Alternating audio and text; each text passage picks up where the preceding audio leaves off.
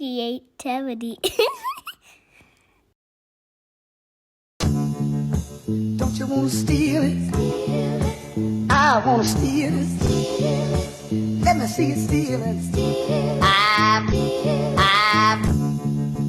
Don't you wanna steal it? I wanna steal it. Let me see you steal it.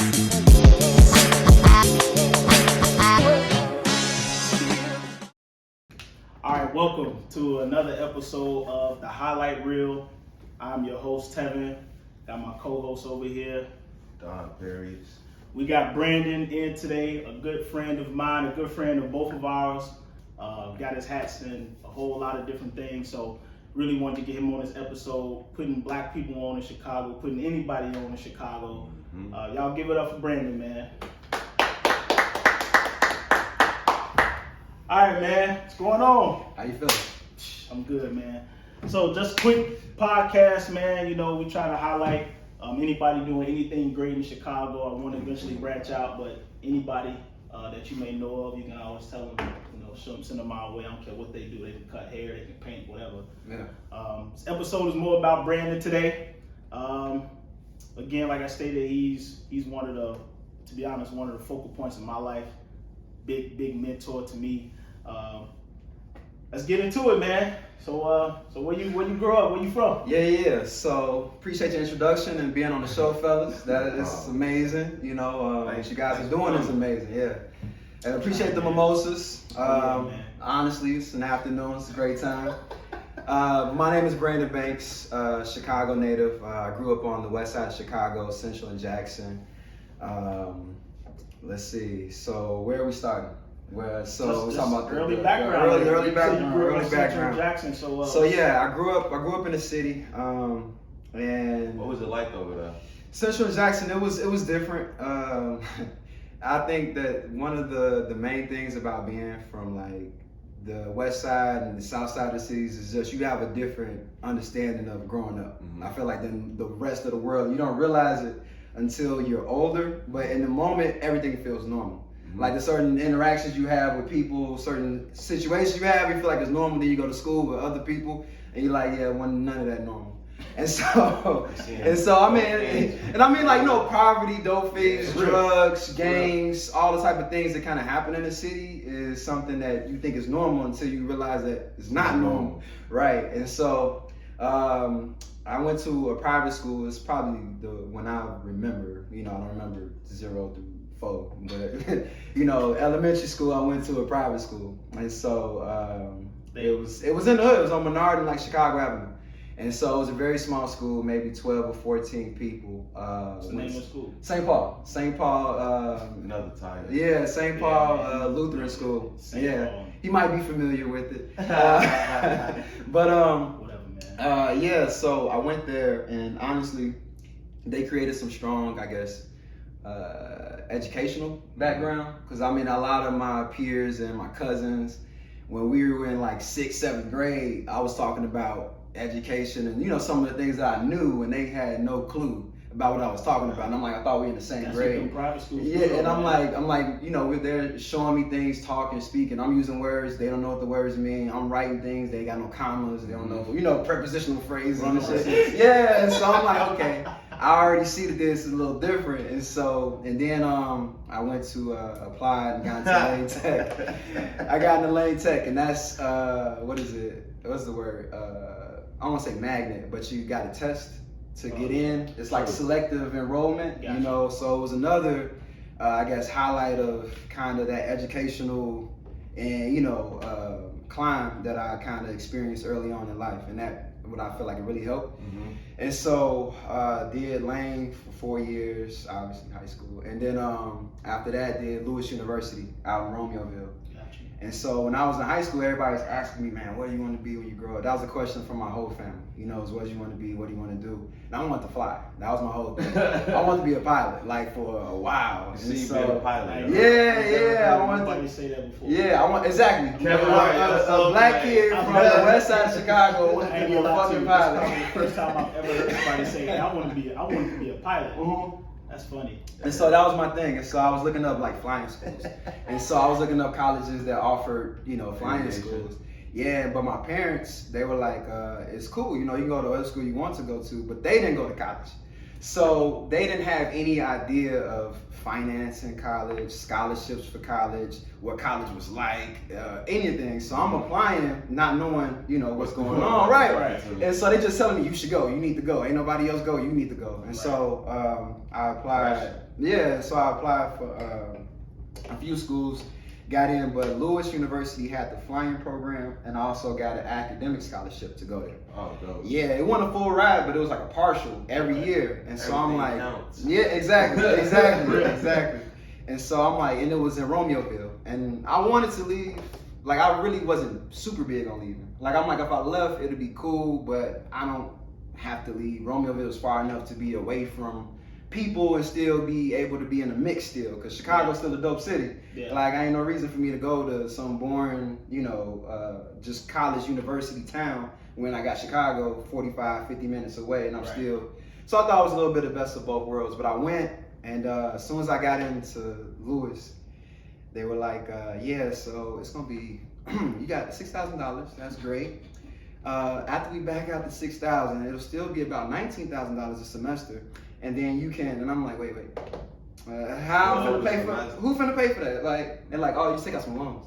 Yeah. And I'm like, well, and so I'm telling my parents, I'm like, hey, so look, this is a lot of money. Like, I don't know, just tell the government you need some money and borrow it. So that's what I did. So I got the scholarship, and then I had to pay it, so I did the FAFSA. That's what everybody was doing. Everybody did the FAFSA, right? So you applying, and then they give you the money, and they tell you the terms. It'll be 5%, 6%.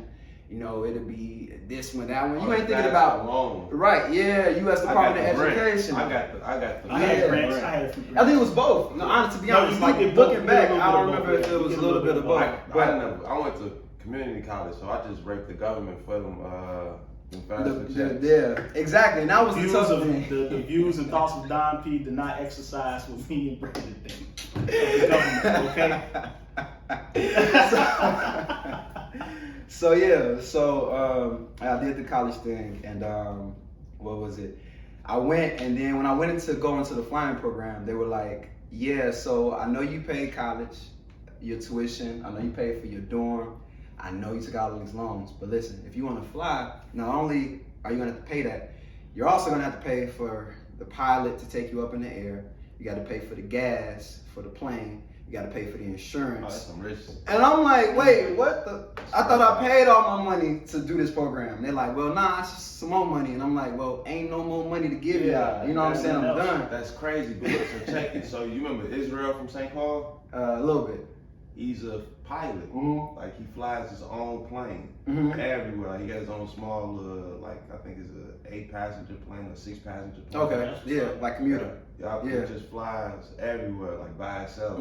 I could see you doing it. Yeah. Shit. And so that was the thing early on. I'm telling you. Like, I but can see, then, like, y'all finna go take a flight, man. I'm trying to go to Mexico. And that's kind of to me, like, the thing about, I guess, like, the community and coming from the community is you don't have too many people that can guide you and tell you to look into certain things. Everybody just like, you know what, you will figure it out. You did this much on your own, or like not on your own, but you made it this far. Yeah. Wherever else you're going, just navigate it. And so, because the whole time with pilot, like if you don't know, you can just go to like, you don't gotta go to college. You can just go to some pilot school, pay them the money that I would have paid for college, and did the pilot. And you could have got all your private pilots, your turbo pilot, and then the commercial. You could have did all three.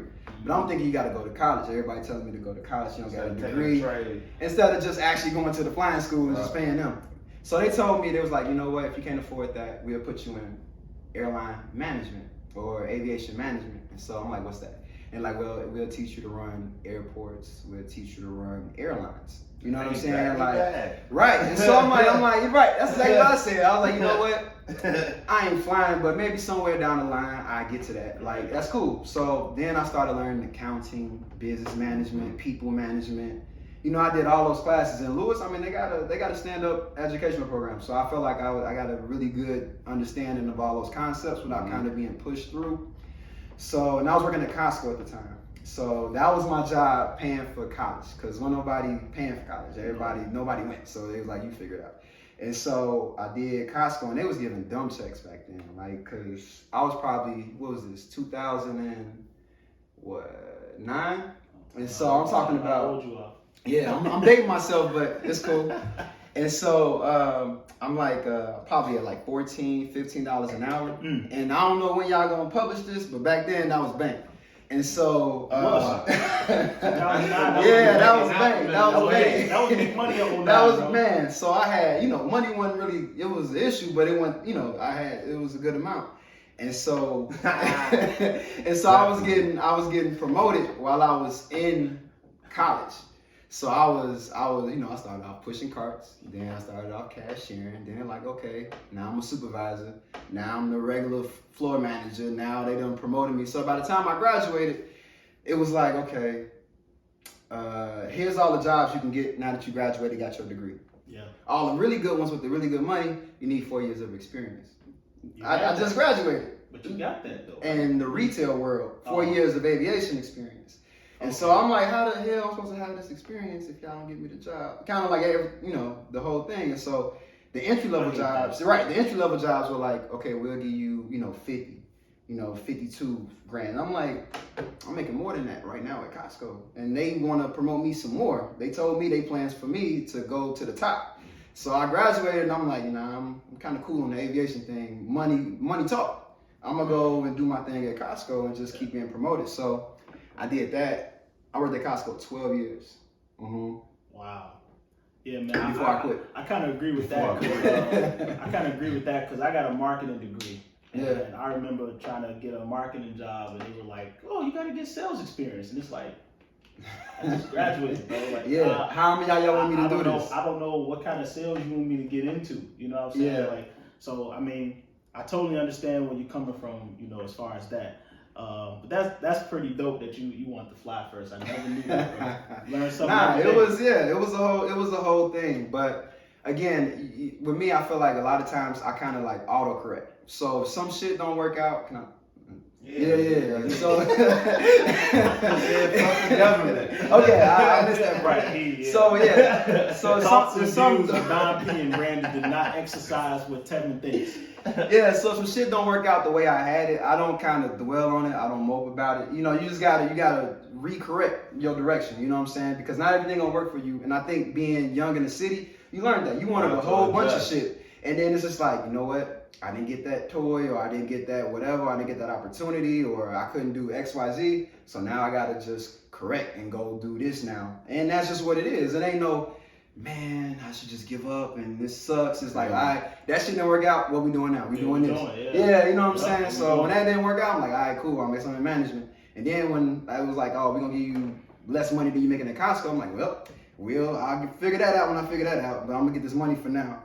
And then what happened was I was doing the Costco thing, and it was lovely. Like, I was getting promoted, making stupid money, and going from building to building because you get transferred. And, I'm a manager, so I ain't pushing carts. I ain't, I'm telling everybody how to do it, what to do it, influential and what I do for people. Because, in that job, it's like, it was a whole thing. People showing up to work and they need direction. And I felt like the other managers weren't really giving people that. And I was trying to be inspirational to people and motivate them to do the job the right way and, come to work and be happy at work. And I'm playing music over the intercom. I was really trying to motivate everybody just to be the best version of themselves. Mm-hmm. But it got to a point in Costco where it was just like, man, every single day for the rest of my life, I'm supposed to be here.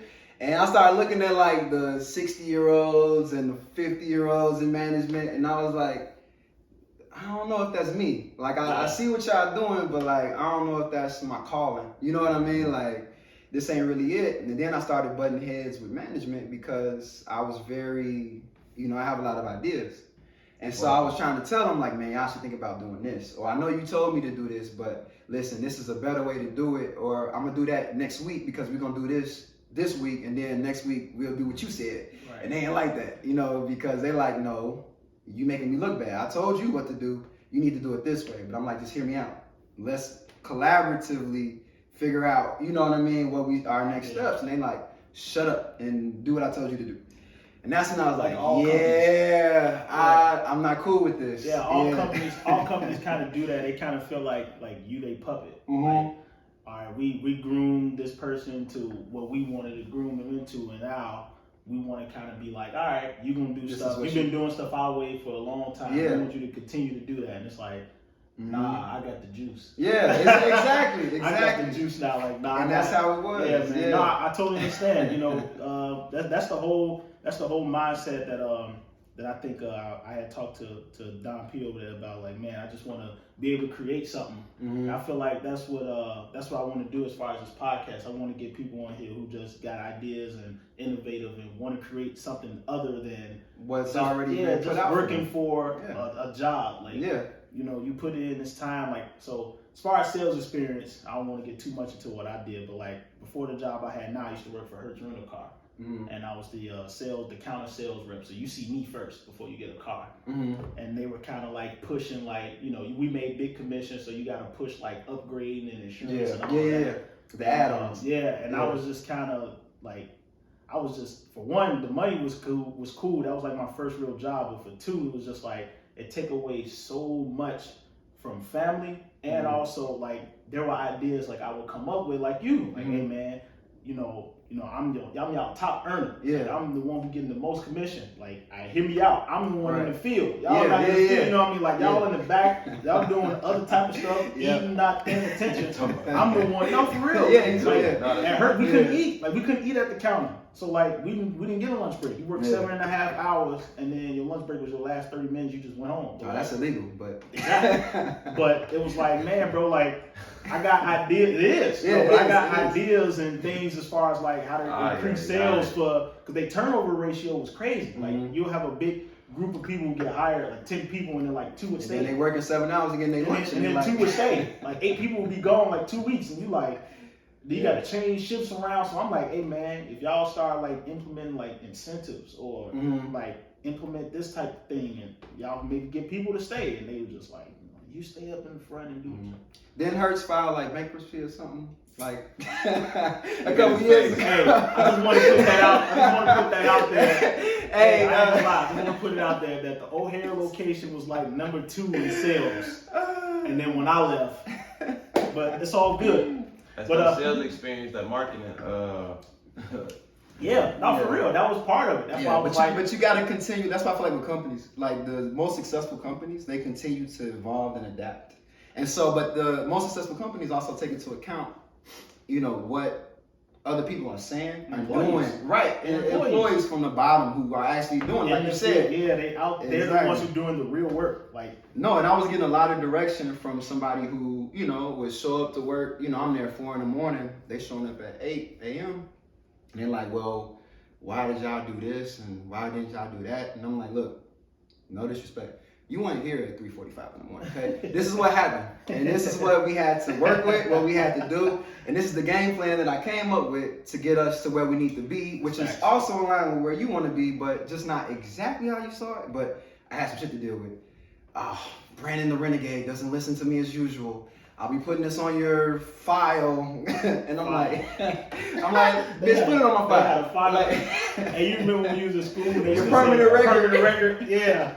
We're going to put this on your permanent record. And I'm like, put all of it on my permanent record because I got to a point where I had the whole staff, bro. So it's like, you're not going to do nothing to me because if you replace me or move me, ain't none of them people going to do what you want them to do the way that you need it to be done. And they don't understand that. Right. And this is like, because they like, man, I don't like that manager. I don't like that manager. You get me. You understand me. Like, we talk. You give a fuck about me. Like, we good. And them the people that they want to get rid of or that they want to pluck with. Yeah. The ones that are. The people who are putting in the work and. Exactly. Yeah. They want to pluck, like, because they want to be them. They see the power that you have in that store. Like, they saw it. They was like, hey man, this dude running my store without me being here, and I don't like it. That's what they saw. Like, for real. That's what they saw. And I peeped it because, you know, it would be times where like they'll tell the boss like, oh no, Brandon said don't do that. Exactly. And the boss be like, what the fuck? Yeah. So Brandon, Brandon don't cut your check. Right. Come on, Brandon don't cut your check. Brandon, they signing off on that check. Right. Brandon That's gonna how get it you fired. was. Like, they use that. Exactly. Yeah. They use that. Brandon gonna get you fired. Like, Come on, man. And so then I went to salary. When we get like a certain level of management, they put you in salary. And so your shift say, 8 hours, but your actual time there is like 10 hours. And so now I'm like, okay, I'm losing. Well, I wasn't thinking that way at first. Because remember, I didn't do another job. I did the Costco thing because I was getting paid. But then I started thinking a little bit more, because I was trying to figure shit out. I was literally I'm not gonna bullshit y'all. It was some days while I was on the floor and I'm like, okay, if I make 70,000, divide that by how many hours I'm here. Now let's divide that by the hours I'm actually here in my transportation. Okay, let's divide that by minutes. Let's divide that by seconds. I went that deep. Yeah. I went that deep to figure out how much I was making my time. And so that check say $30 an hour, 33, whatever. But when you do the math on your time spent, that shit lowered to 20. Yeah, and I was like, $1. yeah, and I'm like, wait a minute. That's exactly how it works. Yeah, and so that's when I got the bug of okay, this working shit ain't what's up. No. I'm like, cause then they're like, okay, all right, well, if you stay in this position, congratulations on the promotion. If you stay in this position 5 years, we're gonna give you a raise. Oh, word? How much that raise gonna be in 5 years? Well, it'll probably be around $6,000. And I'm like, I don't think I'm like I don't know much about much, but I feel like I can make more than $6,000 in 5 years. Yeah. And so that's when I got to thinking. I'm like, okay, I can do something else. I'm doing it's 12 years, and I was 18 when I started. So I'm like, I know this shit like the back of my hand. I walk into work, I know everything, and so it got to the point where I was also boring and under challenged. Yeah. And so I'm like, man, this is too easy, and I have to be challenged. It's something I need to. Man. I need to be challenged. And I think that, and just to piggyback on it, I think that come from our background as far as the private school. Yeah. Challenged. So your private school point, as soon as you get what Brandon said. So when Brandon was saying earlier about he got around his cousins that went to whatever other school and they didn't really know with shit. When I told you I went to Holy Family, I only went for 2 years. I went to Chicago public school where I got straight A's. I did all my work, and then I used to mess with the teachers after I was done. And so my mom transferred me out for that reason. She's like, "Hey man, this is too easy. You getting in trouble. You doing all the work, but you getting in trouble." And that's when how you become the class clown. Exactly. When she sent me to Holy Family, I'll never forget. My first 3 weeks, I was like, "Hey bro, I don't know none of this stuff, man." They knew.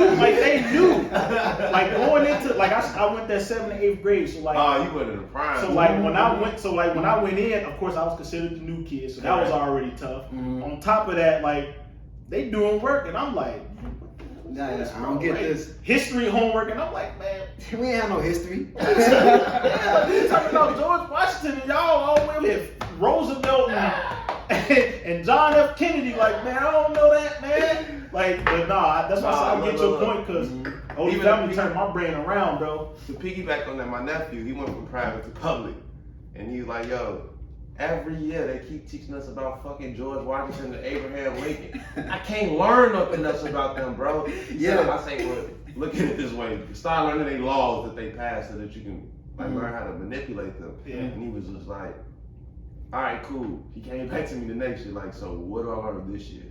Yeah.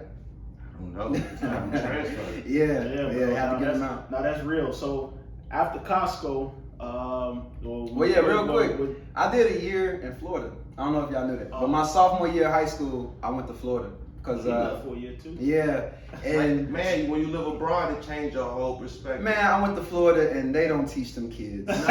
Shit, man. When you see all that shit when you see that shit on the news, you I know that shit happened in Florida. I thought you were about to say, man, Florida got some of the best education. No. Florida, there's one thing Florida care about, and I'm gonna tell you what they care about. There you go. That's all the motherfuckers care about. The South care about. The South. Agreed. Sports. Alabama. Sports. Yeah, the teachers. Not sports. Football. Yeah. Yeah, no, they had some decent hoopers, but football is their thing. Football and baseball. Yeah, football. They had some decent hoopers, but yeah. So I was and it's hot the year round. You ain't finna be. Basketball's a winter sport. That's why they created it, right? Because they need something to do inside. Florida, we playing football from January to December, and then we're gonna do it again in January. And then they're gonna go play for Nick Saban. Yeah. And so, yeah, bro. but no, after Costco, well, during Costco is when I kind of got that bug. I'm like, I gotta do something different because this just ain't working out. Yeah. I did a car dealership for like, 6 months. I worked there, and then okay. it's a double job, just to like try to get. And I was like, let me see if this is works. I knew sales is what I wanted to be, because I know that's when you dictate your income as hard as you work. I hated that. Yes. I'm like, this lazy person over here is making the same amount as me, and I'm working my ass off. Like, how is that fair? I'm like, it's not fair. Yeah. And so I'm like, well, in sales, if you lazy, you don't make money, and if you work hard, you make money. a lot more money. So I'm like, this makes sense. So I did the car sales, and I was like, yeah, nope, because them motherfuckers are annoying. You got to call people, they telling you to fuck off, and I'm like, yeah, this is cool. I'm cool on this. I mean, and the money want that. I'm like, man, I can't sell cars for the rest of my life. That shit don't make sense. And so I'm like, you know what? A business. I learned how to do business in school. I think I'm ready to do a business. And so, what happened? I was looking on like YouTube, and this was, I don't even remember. It had to be like maybe 2012, something like that. And I'm looking on YouTube, and I see like this box where the dude was putting his shoes in, and he opened it and pulled it out. And I'm like, man, that's kind of cool. And so I'm like, you know what? I think I can make it. Because I had to do a lot of building and shit at Costco. And I'm like, you know what? I feel like I'm handy enough to like put this together, for myself. It wasn't even about selling it at that point. Honestly, I just wanted to make like a project. And so I built it. And it was honestly the worst shit that I've ever built in my life. Like, it was terrible. And I cut the wood up from like Home Depot, and it was just, I did it in my living room. I was living with my brother at the time. And I'm like in the living room sanding. Like, I got the extension cord, I got like tarps up protecting the fireplace and the sofa. And he like, what the fuck are you doing? And I'm like, don't worry about it. And so I'm like building this, I'm building this box. And so I finished it. And I'm like, you know what? It is awful. I'm like, I ain't even painted the outside, I didn't paint it. I just put some paper on it and glued it and like just stuck it all together. And so I had the box for like maybe a couple weeks, and then we had some company, and then one of the girls was like, you know what? My boyfriend would love that. He would love that. I'm like, and you know what I mean? And so she's like, well, how much you want for it? I'll buy it from you. And I'm like, you would buy it? Like, that thing is like, I did that in my spare time. It's ugly, and it's like, I get $300. I'm like, cool. Really? Have a deal. That much? Yeah, take it, absolutely, take it. She put it in her car that day, and so then she left. I'm sitting on the couch, and I'm like, yeah. I'm like, you know what? Let me see if there's something to this. So honestly, I got with some dude at Costco. He was a manager, and that motherfucker loved building shit. And so I went to his basement out in the suburbs, Naperville. He had a house. Went to the basement. He had a whole workshop, bro. Damn. Whole workshop in the basement. He like, oh, you doing this? No, cut it this with the miter saw. We're gonna get some rad nails. Bing, bing, bing, bing, bing. Get some hinges. I'm gonna run to the store. You stay right here. Keep sanding. And so he went crazy and showed me, and I'm like, man, this is 3 times better than what I did before. So I mean, that's how it started. So once I learned the blueprint from the first one I did, and then him showing me how to do it better, that's when I really was like, okay. Are you guys still working together now? No, it wasn't a work together thing. Okay. I told him I had a project, and I was like trying to make it better, and he was like, oh, well, let me help you make it better. Yeah, for sure. He had no interest in doing it continually. He had family, 2 kids, but he like building shit. He was one of those dudes who was just like doing shit. So for me to give him that project was for him fun. Something to do on a Something Tuesday. To get away from the wife and Exactly. And we all need that. Yeah. I don't know that life. We all need that, man. So I took that back, man, and then I started building. The first workshop was in the living room. I probably did like maybe 1 a month. If even 1 every 2 months, I was selling, trying to do the Facebook thing, marketing. I was doing like graphic imaging. It wasn't even real boxes. I'm like, look, but it could look like this. And so people was like, yeah, I don't know. Like, I'm like, but look, it will look like this when I'm done. I just don't have it built yet. And people were like, nah, I'm cool. And so the only people who was buying was like once every 2 months, who trusted me enough to give me the money ahead of time to build it. Because I wasn't finna have no inventory. I ain't got nowhere to keep no inventory. That's true. You know what I mean? So I'm only building if you give me the money. Sitting in the outside of Chicago. Right, exactly. Yeah. And so, right. And so, so I did that. And let's see, fast forward. So I'm at Costco. I'm getting off Costco. I'm building boxes in my living room.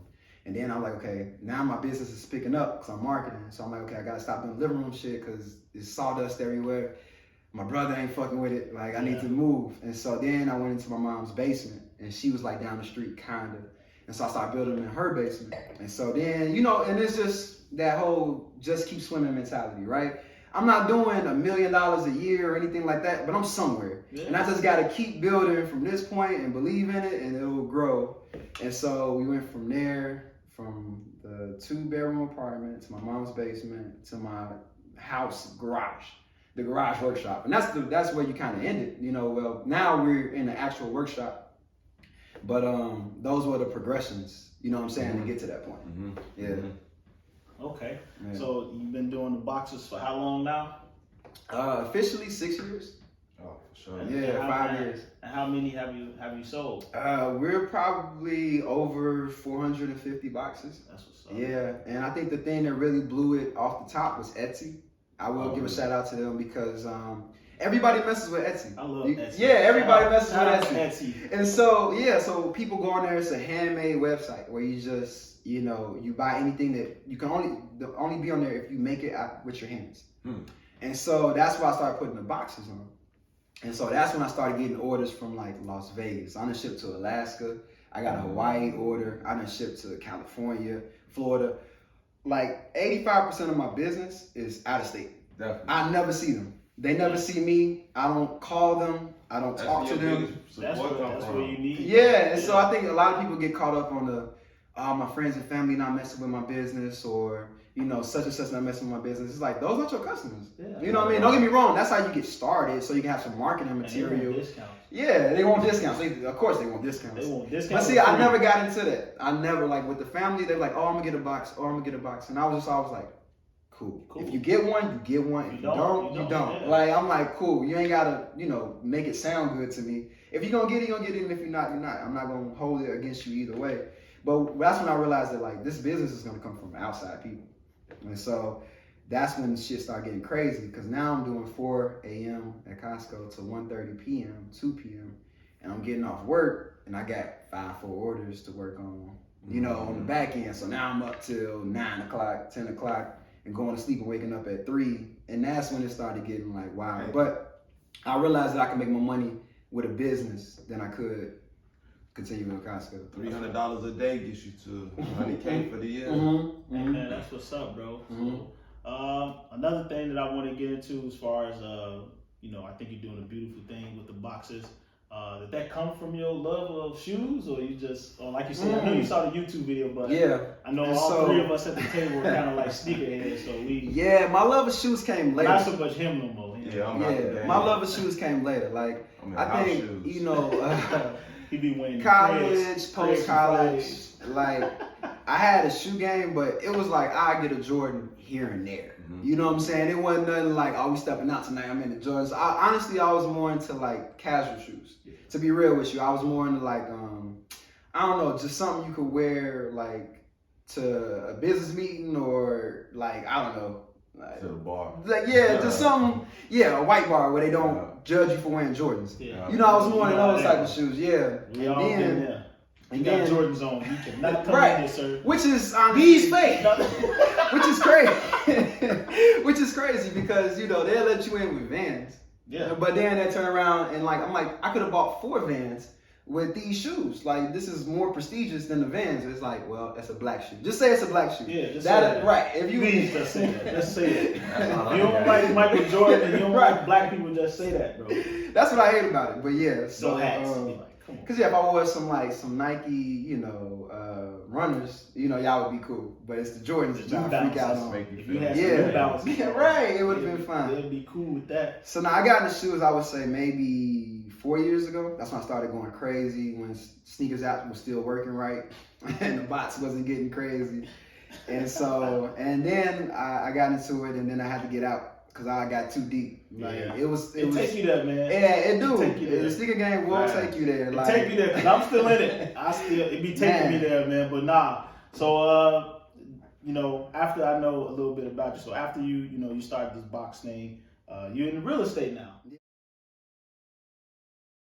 What you don't realize is once you get property, you can manipulate the value in the property and do other things with it. So you can take the equity out and start a business. You can take the equity out, buy another house. You can, once you're paying down that loan balance, they give you that money back, the difference of it.